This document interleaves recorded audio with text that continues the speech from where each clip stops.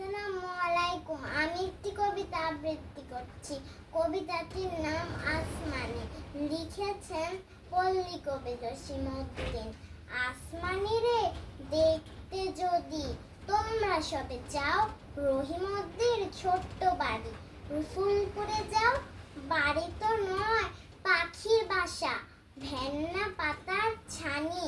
একটুখানি বৃষ্টি হলে গড়িয়ে পড়ে পানি, একটুখানি হাওয়া দিলে ঘর নড়বড় করে। তারই তলে আসমানিরা থাকে বছর ভরে, পেটটি ভরে পায় না খেতে, বুকের কখান হাড় সাক্ষী দিছে অনাহারে। কদিন গেছে তার মিষ্টি তাহার মুক্তি হতে, হাসির প্রদীপ রাশি থাপড়েতে নিভিয়ে দিছে। দারুণ অভাবাসী পরনে তার শতেক তালির, শতেক ছেঁড়া বাস সোনালি তার গা বরণে করেছে উপহাস।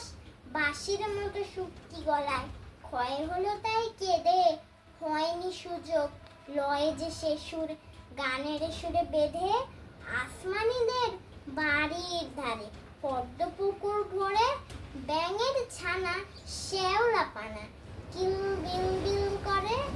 ম্যালেরিয়ার মশক সেথা বিষ গুলেছে জলে, সেই জলেতে রান্না খাওয়া আসমানিদের চলে। পেটটি তাহার দুলছে পিলে, নিতুই যে জ্বর তার, বৈদ্য ডেকে অসুখ করে পয়সা নাহি আর। ধন্যবাদ।